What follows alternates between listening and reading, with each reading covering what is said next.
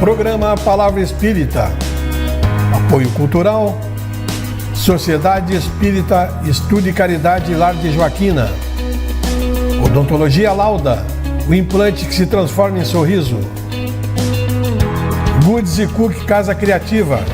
Agora juntas para lhe surpreender ainda mais. Sociedade Espírita Luz e Caridade. Estamos iniciando pela TV Santa Maria, canal 19 da NET, mais um programa Palavra Espírita, agradecendo aos nossos apoiadores culturais, Sociedade Espírita Estudo e Caridade, Lar Joaquina, Odontologia Lauda, o implante que se transforma em sorriso, Goods e Cook Casa Criativa, agora juntas para lhe surpreender ainda mais, e Sociedade Espírita Estudo e Caridade, situada na rua João Schwetz, número 181, no bairro Rossato, aqui em Santa Maria. Você sabe, você que está me assistindo aí, sabe exatamente o que é o Espiritismo? Pois hoje eu vou falar sobre Espiritismo e os seus múltiplos aspectos. Mas antes de iniciar o meu comentário propriamente dito, eu gostaria de pedir a você que me assiste e que se gosta do programa, que se inscreva no canal, curta e compartilhe o nosso conteúdo para que a gente possa levar o aspecto doutrinário do Espiritismo, os preceitos e a lógica espírita para muito mais pessoas. Muito bem. E agora sim, para iniciar o meu comentário de hoje, eu trago um questionamento a você, se você pensa que o Espiritismo é ou não é religião. E a resposta é sim e ao mesmo tempo não.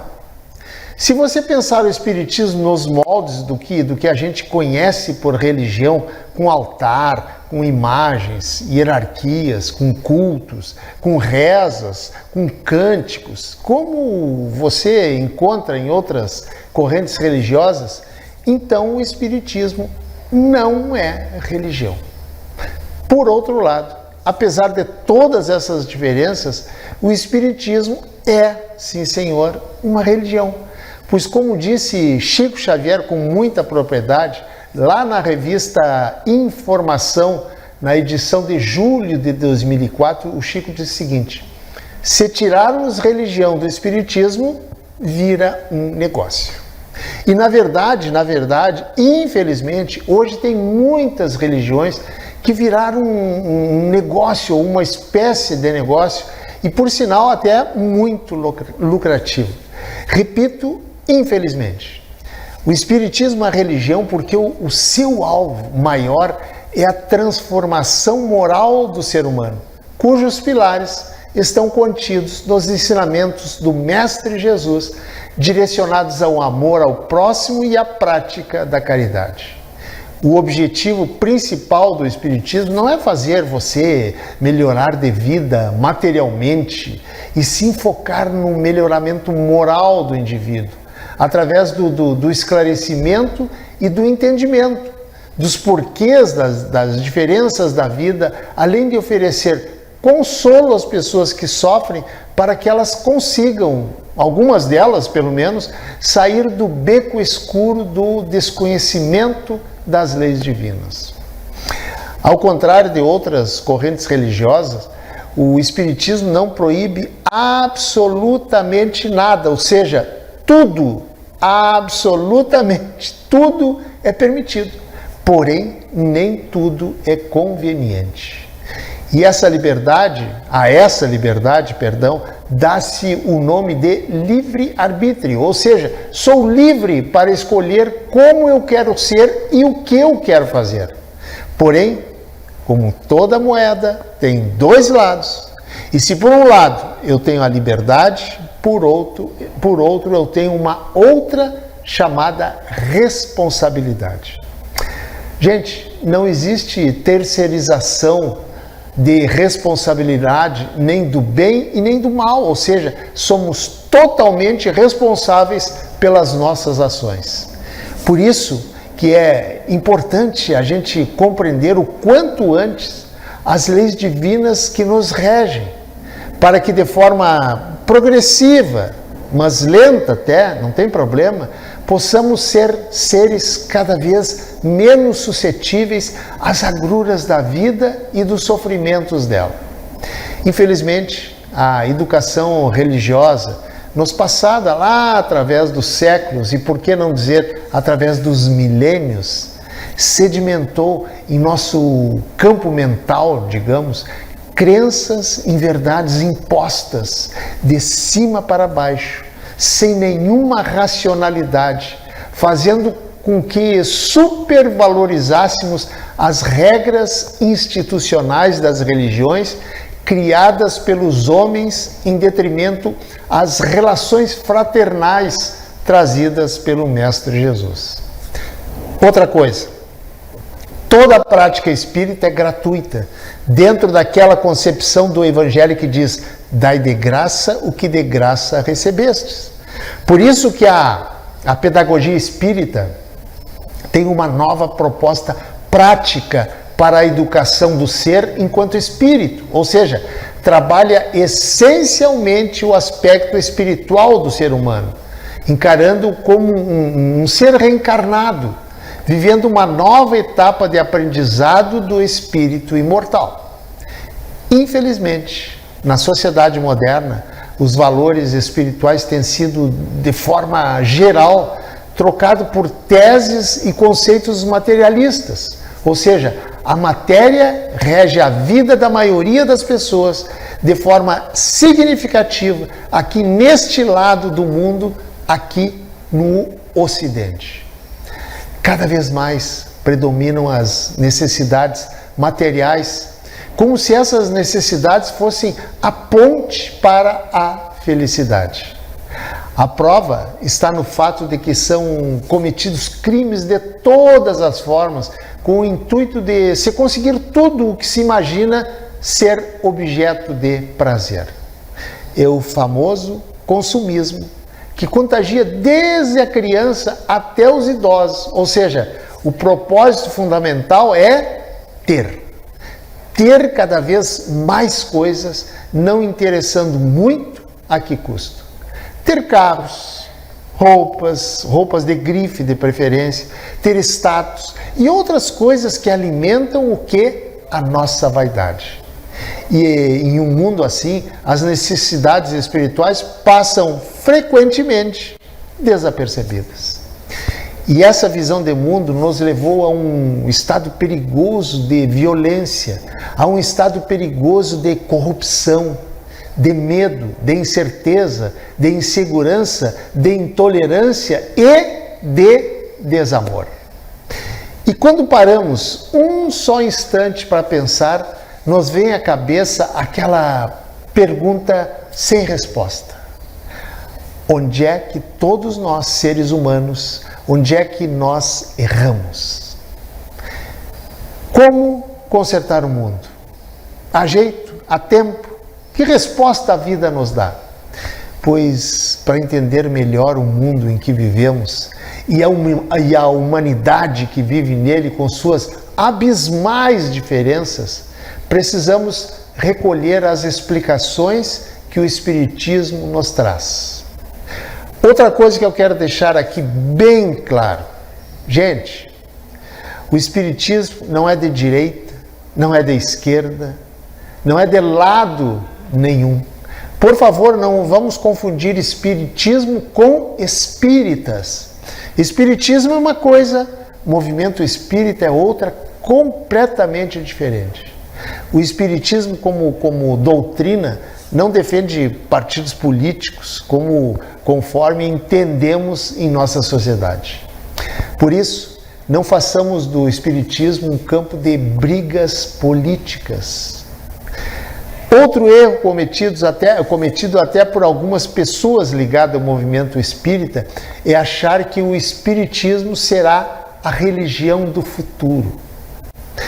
Engana-se até redondamente quem pensa assim. Religiões continuarão a existir, pois vivemos em um planeta de diversificação de pensamentos dos seus habitantes. Mas não é só de pensamento, mas também de evolução espiritual. O que poderá acontecer em relação às religiões é as religiões no futuro adotarem os princípios fundamentais do Espiritismo, como, por exemplo, a imortalidade da alma, a multiplicidade das existências, a comunicabilidade com os espíritos. Isto sim é provável que aconteça. Ou seja, aos poucos, as religiões do mundo, principalmente as religiões do mundo ocidental, irão gradativamente agregando conceitos fundamentais do Espiritismo.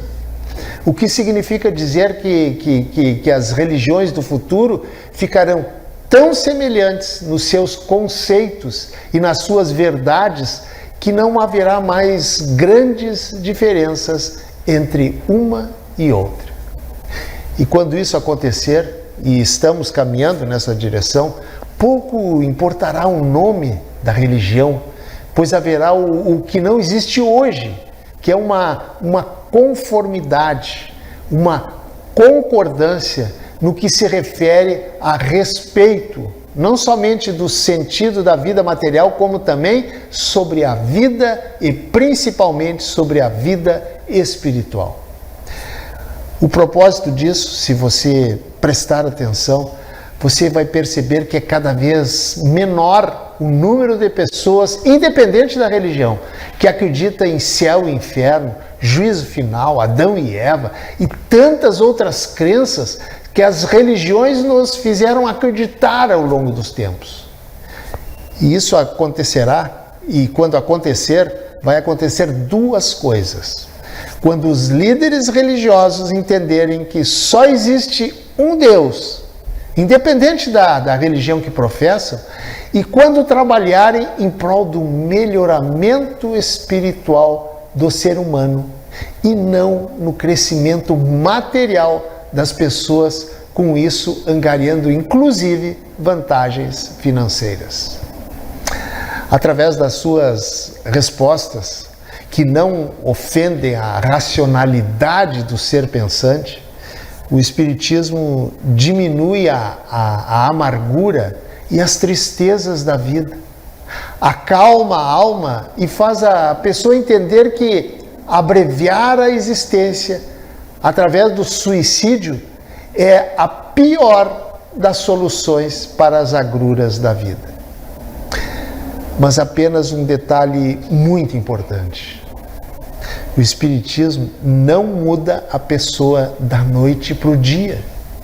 Isso é um processo que se desenvolve, a partir do entendimento da razão pela qual a pessoa está aqui, vivendo nesta escola de almas chamada Planeta Terra.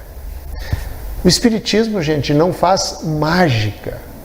Outra coisa, e essa só a título de curiosidade, é que algumas pessoas usam de forma até indevida o termo espírita. Por exemplo, sou espírita kardecista. Gente, quando a pessoa se diz espírita, não tem a necessidade de se dizer espírita kardecista, porque espírita é toda aquela pessoa que segue os pressupostos trazidos pelos espíritos e codificado por Allan Kardec. Ou seja, ao se dizer espírito, está implícito que é kardecista. Quando o Espiritismo surgiu lá a priscas eras, no século retrasado, não existia precedentes históricos, científicos e, portanto, não existiam vocábulos de conhecimento público que definisse as novas descobertas protagonizadas por Kardec. E como toda descoberta, seja ela de que cunho for, ela precisa de um nome ou de nomes. Então Kardec criou o nome Espiritismo, que é uma doutrina de cunho filosófico-religiosa, inclusive científica também, voltada para o aperfeiçoamento moral do homem por meio dos ensinamentos trazidos por espíritos desencarnados que se comunicaram e continuam se comunicando com os chamados vivos, até hoje, através de quem? Dos médiuns. E o outro termo criado por Kardec é espírita, que quer dizer aquele que acredita na comunicação com os espíritos e segue, ou pelo menos tenta seguir, os preceitos do espiritismo. Uma coisa que diferencia bastante a forma sobre o espiritismo de outras correntes religiosas é a fé, também conhecida por fé raciocinada. É chamada de raciocinada porque ela deixa de ser uma mera crença para ser uma certeza absoluta naquilo em que se acredita. Dessa forma, ela não deixa um espaço para questionamentos, pois quando surgem os questionamentos, surge o quê? O que surge? A dúvida. E com a dúvida, o que acontece com a fé? Balança. Pois a fé espírita não balança porque ela é como, digamos, como a matemática, ou seja, eu preciso entender, colocá-la sob o exame da minha própria razão, do meu próprio raciocínio lógico. Só então, se a minha razão aceitar aquilo que eu acredito como razoável, como lógico, como verdade, aí sim, aquilo que eu acredito, ou seja, a minha fé, passa a ser inabalável. E a fé só se torna inabalável quando se compreende aquilo em que se crê, e não porque me impuseram aquilo como verdade e que eu devo acreditar.